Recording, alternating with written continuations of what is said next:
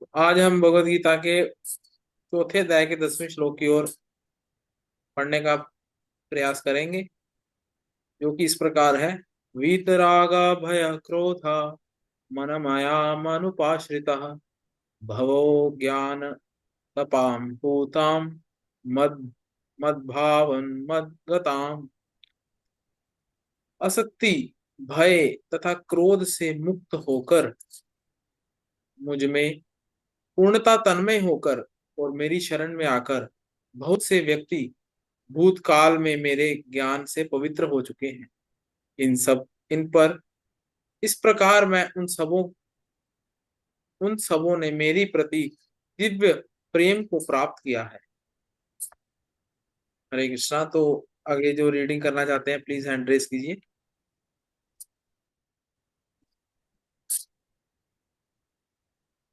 Okay Nandlal प्रभु जी, आप पढ़ सकते हैं। हरे कृष्णा। एक हरे पैरा कृष्णा गुरु जी। हाँ जी, एक पैराग्राफ पढ़ दीजिए आप। जी प्रभु जी, थोड़ा बहुत असुविधा हो जाता है, क्या है, मैं ज्यादा कोई बात नहीं, आप मेरा दो पढ़ाई लाइनों में लिखाई पढ़ने नहीं का हुआ है, प्रयास इसके कीजिए। लिए। 2 लाइन। अच्छा, ये तात्पर्य से ना?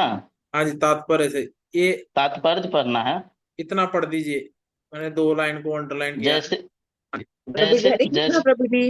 हरे कृष्णा, जैसे हमारे कि में नहीं हो रहा था प्रभु जी अभी तक। हरे कृष्णा, कोई बात नहीं माता जी, हमने रीडिंग शुरू कर दिया।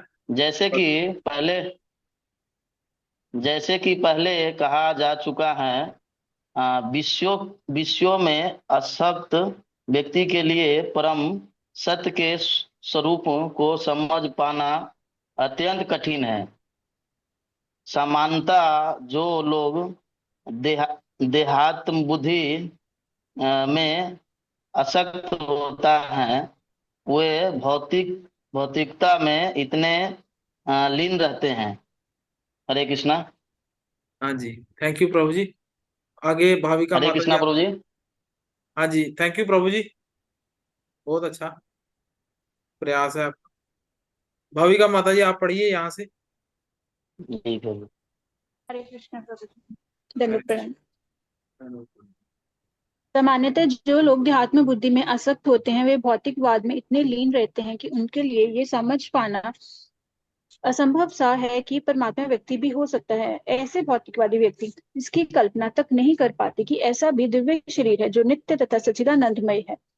भौतिकवादी धारणा के अनुसार शरीर नाशवान, अज्ञानमय तथा अत्यंत दुखमय होता है। अतः जब लोगों को भगवान के साकार रूप के विषय में बताया जाता है तो उनके मन में शरीर की यही धारणा बनी रहती है। ऐसे भौतिकवादी पुरुषों के लिए विराट भौतिक जगत का स्वरूप ही परम तत्व है। फलस्वरूप वे परमेश्वर को निराकार मानते हैं और भौतिकता में इतने तल्लीन रहते हैं कि भौतिक पदार्थ से मुक्ति के बाद भी अपना स्वरूप बनाए रखने के विचार से डरते हैं। जब उन्हें ये बताया जाता है कि आध्यात्मिक जीवन भी व्यक्तिगत तथा साकार होता है तो वे पुनः व्यक्ति बनने से भयभीत हो उठते हैं। फलतः वे निराकार शून्य में तदाकार होना पसंद करते हैं।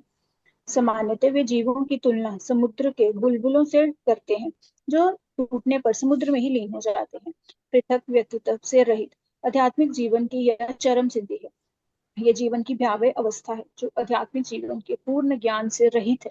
इसके अतिरिक्त ऐसे बहुत से मनुष्य हैं जो आध्यात्मिक जीवन को तनिक भी नहीं समझ पाते।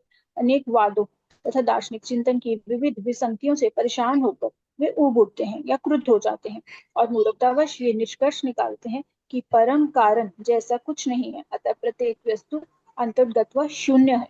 ऐसे लोग जीवन की रुग्ण अवस्था में होते हैं।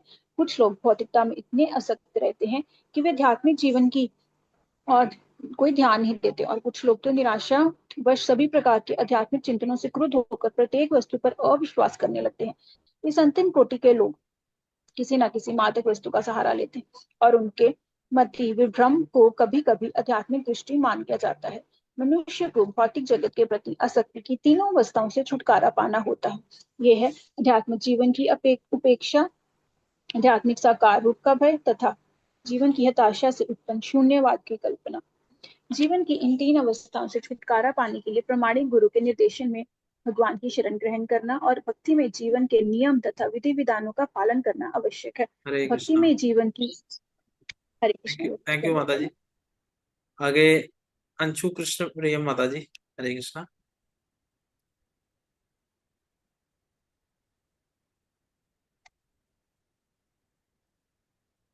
हरे कृष्णा प्रभु जी। हाँ जी माता जी, यहाँ से पढ़ दीजिए। अ, भक्तिमय जीवन की अंतिम अवस्था भाव या दिव्य ईश्वरी प्रेम कहलाती है। प्रभु जी मेरे को ना श्लोक पढ़ने में थोड़ा दिक्कत होता ओके, है। श्लोक राघव प्रभु जी पढ़ देंगे, आप आगे पढ़िए। राघव प्रभु जी। जय प्रभु जी, हरे कृष्णा, दंडवत प्रणाम। धन्यवाद प्रणाम। भक्ति भक्ति रसामृत सिंधु के अनुसार भक्ति का विज्ञान इस प्रकार है। आदव श्रद्धा, ततः साधु संगोवत भजन क्रिया, ततो अनर्थ निवृत्ति सायत्तो निष्ठा रुचि ततः अथासक्ति ततो भावस्ततः प्रेमाभुदंजति साधका नामयम प्रेमणः प्रादुर्भाव भवेत क्रमः। हरे जी कृष्ण। माता जी, आप कंटिन्यू करिए। हाँ, प्रारंभ में आत्म साक्षात्कार की सामान्य इच्छा होनी चाहिए। इससे मनुष्य ऐसे व्यक्तियों की संगति करने का प्रयास करता है जो आध्यात्मिक दृष्टि से उठे हुए हैं। अगली अवस्था में गुरु से दीक्षित होकर नव दीक्षित भक्त उसके आदेशानुसार भक्ति योग प्रारंभ करता है। इस प्रकार सद्गुरु के निर्देश में भक्ति करते हुए वह समस्त भौतिक आसक्ति से मुक्त हो जाता है। उसके आत्म साक्षात्कार में स्थिरता आती है और वह श्री भगवान कृष्ण के विषय में श्रवण करने के लिए रुचि विकसित करता है। इस रुचि से आगे चलकर कृष्ण भावनामृत में आसक्ति उत्पन्न होती है, जो भाव में अथवा भगवत प्रेम के प्रथम सोपान में परिपक्व होती है। ईश्वर के प्रति प्रेम ही जीवन की सार्थक करता है। प्रेम अवस्था में भक्त भगवान की दिव्य प्रेमा भक्ति में निरंतर लीन रहता है। अतः भक्ति की मंद स्थिति से प्रामाणिक गुरु के निर्देश में सर्वोच्च अवस्था प्राप्त की जा सकती है और समस्त भौतिक आसक्ति व्यक्तिगत आध्यात्मिक स्वरूप के भय तथा शून्यवाद से उत्पन्न हताशा से मुक्त हुआ जा सकता है। तभी मनुष्य को अंत में भगवान के धाम की प्राप्ति हो सकती है। Hare Hare Krishna. Krishna. Thank you so much माता जी। तो जिन्होंने पढ़ा है सभी का बहुत बहुत धन्यवाद। तो आज की जो होस्टिंग की सेवा है, कीर्तिमती सची रानी माता जी दे रहे हैं सेवा। तो माता जी आप कंटिन्यू कर सकते हैं एक्सप्लेनेशन को। हरे कृष्णा। जी, हरे कृष्ण। यहाँ पे बताया गया है, बहु ज्ञान तपसा पूता, यानी बहुत जो ज्ञान को पवित्र करके मत भावो मागत आगता, जो मेरे दिव्य प्रेम को प्राप्त करते हैं। कौन? जो राग भय तथा क्रोध से मुक्त होकर और जो मुझ में पूर्णतः से तन्मय होकर मेरी शरण में आते हैं और मैं उन सब के प्रति दिव्य प्रेम को प्राप्त करते हैं, जो ज्ञान से पवित्र हो जाते हैं। और ऐसे बहुत सारे व्यक्ति हैं जो पहले भी इस ज्ञान से पवित्र हो चुके हैं। तात्पर्य में श्री प्रभुपाद जी कहते हैं कि पहले हमें ये देखना है कि हमने क्या छोड़ना है। विषयों में आसक्त व्यक्ति, यानी जो भोग विलास में जो लगा हुआ है, वो क्या है? परम तत्व है, यानी भगवान को के स्वरूप को नहीं समझ पाता।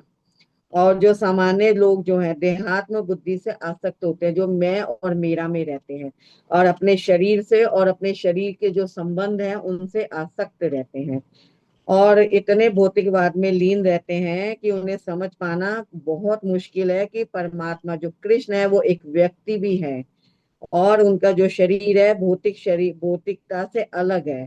उनका जो शरीर है वो दिव्य है और नित्य व सच्चिदानंद है। वो ऐसी कल्पना भी नहीं कर पाते। और वो क्या सोचते हैं, उनकी धारणा क्या है कि जो शरीर है वो नाशवान है, अज्ञान में है और बहुत ज्यादा दुख में है। और जब इन लोगों को यूं बताया जाए कि भगवान के साकार रूप में जब उनको बताया जाता है कि मरने के बाद भी जो तुम्हारे जो है शरीर अगर तुम्हें आध्यात्मिक मिलेगा, तो वे डर जाते हैं। तो जो है वो क्या सोचते हैं कि जो विराट रूप है जो भगवान का, वो उसी को ही परम तत्व समझते हैं, उसी को ही वो जानते हैं। और वो क्या बोलते हैं? निराकार, परमेश्वर के निराकार को उसमें मानते हैं और उसी में ही तल्लीन रहते हैं। और उनको यूं बोला जाता है कि तुम्हारा आध्यात्मिक शरीर, तुम्हें मरने के बाद आध्यात्मिक शरीर मिलेगा, तो वे डर जाते हैं उस सब रूप से। वो क्या सोचते हैं कि नहीं, मरने के बाद क्या है कि फिर से वही शरीर मिलेगा, वही दुख है, वही अज्ञानता है, वही सब कुछ है। तो वो क्या करते हैं कि वो डरते हैं और वो ये सोचते हैं निराकार शून्य तादाकार होना ही पसंद करते हैं। जिस तरह समुद्र में बुलबुले उठते हैं और उसी में ही टूट जाते हैं, उसी में ही रह जाते हैं, और वो इस आध्यात्मिक जीवन के जो परम सिद्धि है उसको नहीं समझ पाते। और वह इस जीवन की भयावह अवस्था है, जो ये जो भौतिकता के उसमें, और वो आध्यात्मिक ज्ञान से दूर रहते हैं, रहित रहते हैं, उसको आध्यात्मिक ज्ञान उन्हें मिल नहीं पाता।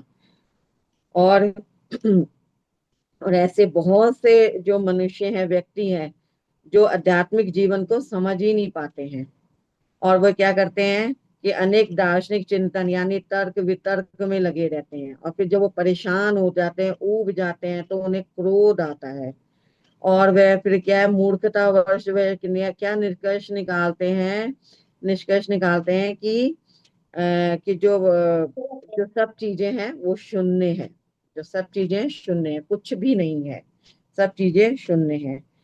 और और कई लोग जो है रुग्ण अवस्था में होते हैं, यानी बीमार अवस्था में होते हैं, और वो इतने भौतिकता में इतने आसक्त होते हैं कि वे क्या है, आध्यात्मिक जीवन पे कोई ध्यान नहीं देते, और निराश होकर आध्यात्मिक चिंतनों से फिर वो क्या होता है, जब वो निराश हो जाते हैं, क्रोध होते हैं, क्रोध होकर वो किसी भी वस्तु पे, किसी भी चीज पे क्या है, विश्वास कर लेते हैं।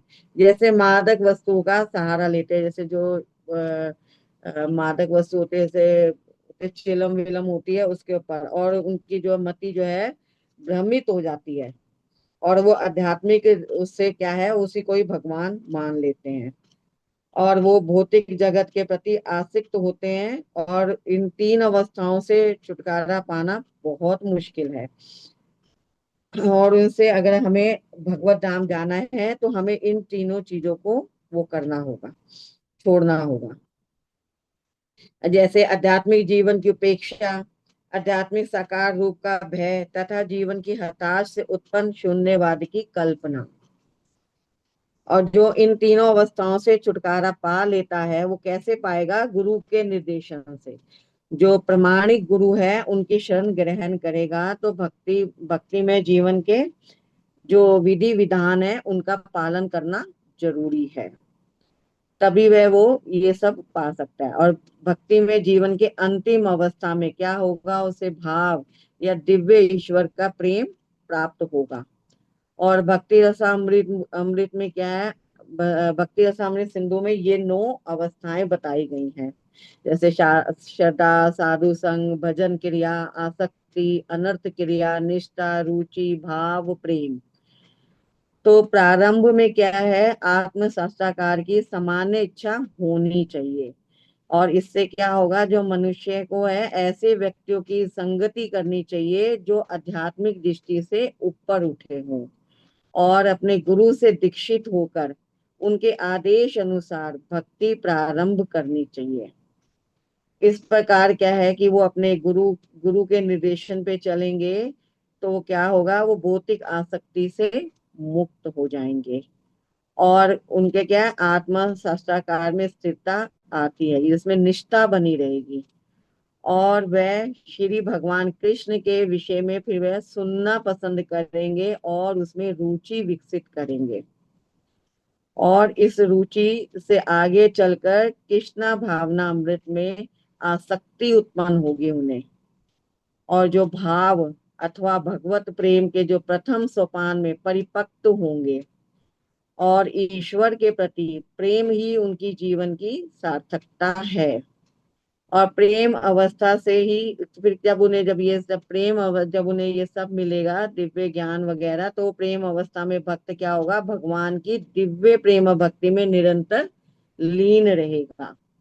अतः भक्ति और समस्त भौतिक आसक्ति, फिर वो क्या होगा कि जो ये समस्त भौतिक आसक्ति से और व्यक्तिगत आध्यात्मिक स्वरूप के भय से और तथा शून्य से उत्पन्न हताश से मुक्त हो जाएगा, तभी मनुष्य को अंत में भगवान के धाम की प्राप्ति हो सकती है। इसमें ये बताया गया है कि हमें क्या है, भगवान की हमें मतलब सेवा करनी है, और हमें उनको वो करना है, तभी हम भगवत धाम जा सकते हैं। और जो भौतिकवादी हैं, जो भौतिकता में आसक्त रहते हैं, वो सोचते हैं कि कुछ भी नहीं है, सब शून्य है, कहीं पर भी कुछ नहीं है, और वो भगवान के साकार रूप को नहीं समझ सकते। भगवान के साकार रूप को वैसे भी, पूर्ण साकार रूप को तो उनके शुद्ध भक्त ही समझ सकते हैं। हरे प्रभु जी बताइए फिर। हरे हरे कृष्णा। कृष्ण। तो अगर आपको एक एक दो दो पॉइंट्स बता सकते हैं आपको क्या समझ में आया आज के इस सेशन में? हाँ जी। एक थोड़ा सा समराइज कर लेते हैं, भविका माता जी बताइए। जी हरे कृष्णा प्रभु जी। हरे कृष्णा। प्रभु जी एक तो पॉइंट ये है जो भी माता जी बता रहे थे कि जो भौतिकवादी लोग हैं वो भगवान को साकार रूप में नहीं देख पाते। वो उनको पता ही नहीं कि भगवान की सुप्रीम पर्सनालिटी मतलब भगवान बांसुरी पकड़े हुए ऐसे जो खड़े रहते हैं वो त्रिभंग रूप में। तो वो उनको ऐसे लगता है कि वो उनका वो भी मटेरियल फॉर्म ही है। तो वो भगवान को निराकार मानते हैं बिल्कुल, या ब्रह्म ज्योति मानते हैं, लाइट मानते हैं। तो फिर वो लोग भगवान के धाम नहीं जा सकते। और ऐसे लोगों को बताया गया कि ये रुग्ण अवस्था में होते हैं। जो भगवान की सुप्रीम पर्सनालिटी जो भगवान की फॉर्म है उसको वो एक्सेप्ट नहीं करते हैं। और इसमें भक्ति रस अमृत सिंधु में जो क्या रूप गोस्वामी जी ने बताई हैं वो विधियां बताई नौ हुई हैं विधियां। इसमें। हाँ जी 9 विधियां बताई हैं, श्रद्धा, साधु संग, भजन, क्रिया, अनर्थ निवृत्ति, निष्ठा, रुचि और भाव, प्रेम, ये सारी उन्होंने इसमें बताई गई हैं।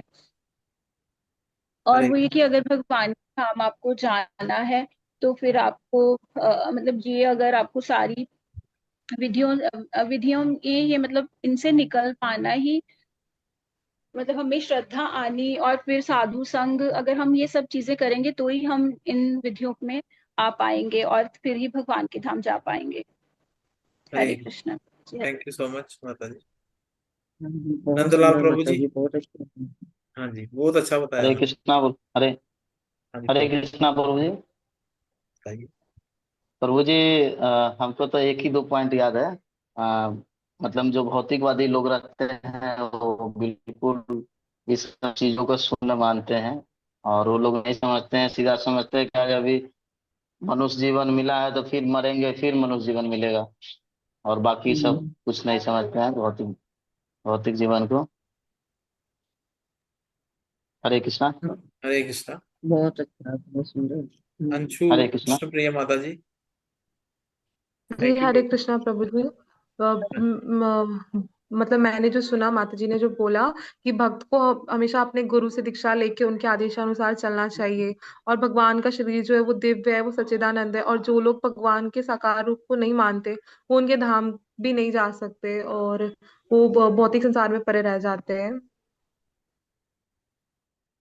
सही है माता जी। हरे कृष्णा। तो अगर किसी का कोई क्वेश्चन है तो आप पूछ सकते हैं। रजनी राणा माता जी आप कुछ कहना चाहते हैं? क्या समझ में आया? थोड़ा समराइज हरे करना कृष्ण। चाहते हैं?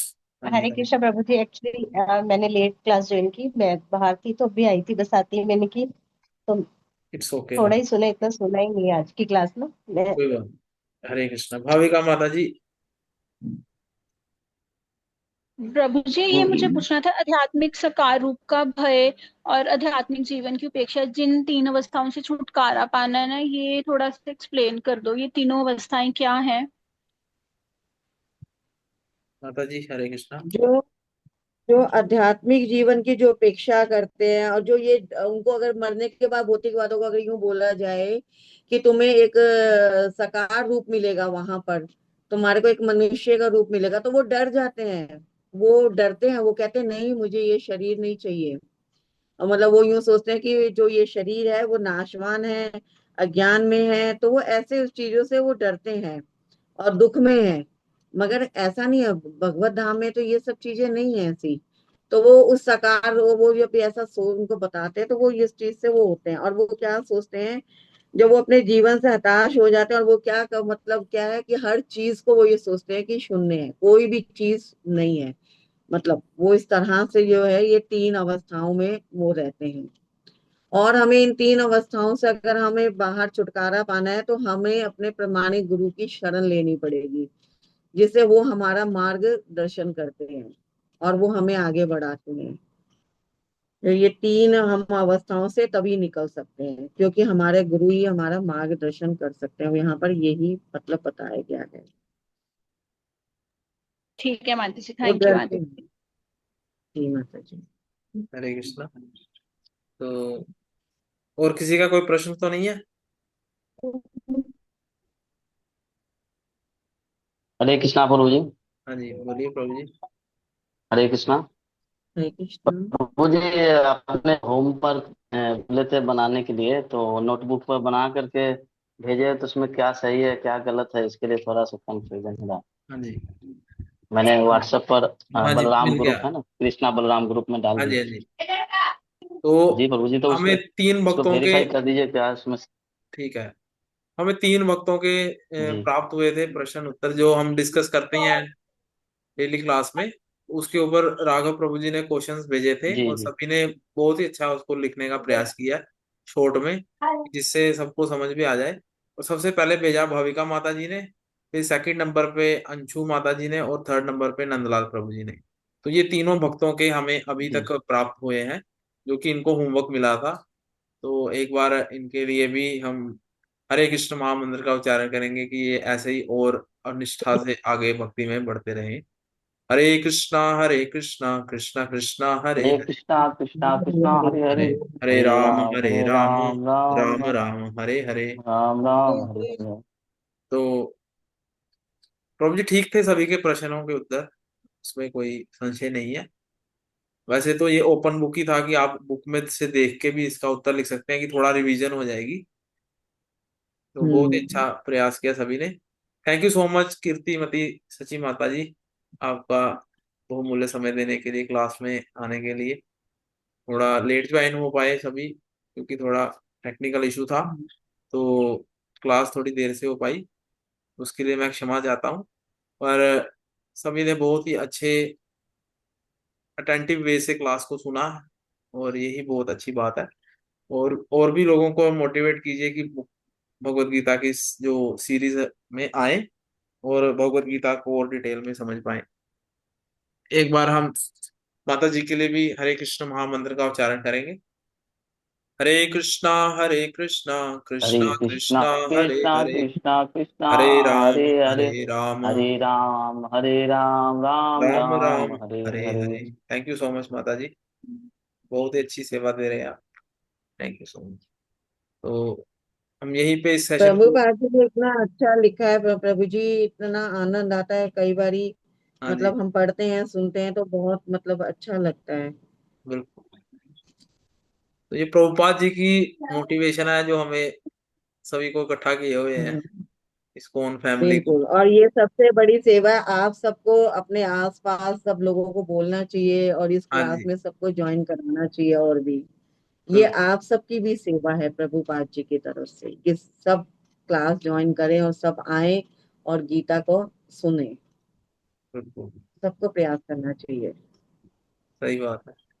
तो एक बार, जैसे मतलब प्रीचिंग का एक बेसिक मतलब भी ये है कि अगर कहीं कोई लेक्चर हो रहा हम्म। है या कोई कथा हो रही है, अगर हम किसी व्यक्ति को, दूसरे व्यक्ति को बताते भी है कि हाँ जी, वो जगह पे वो कथा हो रही है, आप जाके श्रवण कर सकते हैं, तो हम्म। बेसिक प्रीचिंग वही है। ये नहीं कि आपको बड़े बड़े मंदिर खड़े करने हैं, बड़े बड़े आपको विद्यालय खोलने हैं, गुरुकुल खोलने हैं, या बड़ी बड़ी आपको गौशालाओं का निर्माण करना है प्रचार करने के लिए।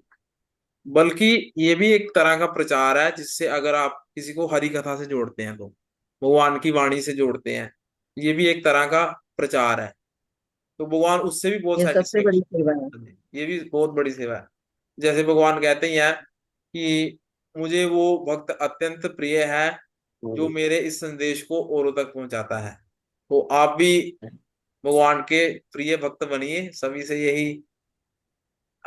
सभी से यही रिक्वेस्ट है कि आप भी लोगों को, और अपने जो नेबर में है, अपने जो भी फ्रेंड्स। आसपास के हाँ लोग हो जी, गए, आपके रिश्तेदार हो गए, आपके दोस्त हो गए, आपके जो भी फ्रेंड्स हैं आपके सर्कल में, आप सबको उनको बोलो आधे घंटे की क्लास है, आप आया कीजिए और थोड़ा सा सुना कीजिए।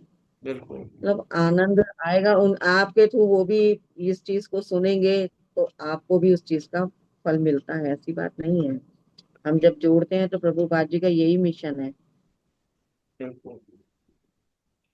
तो सभी का बहुत बहुत धन्यवाद क्लास में आने के लिए और रेगुलर अटेंड करने के लिए। जो भक्त रेगुलर अटेंड कर ही रहे हैं, हमें पता ही है कि नंदलाल प्रभु जी, भाविका माता जी, अंशु माता जी, रजनी राणा माता जी सभी रेगुलर ही हैं और आज भी आए हैं। सभी सभी का बहुत बहुत धन्यवाद। हरे कृष्णा, दंडवत प्रणाम।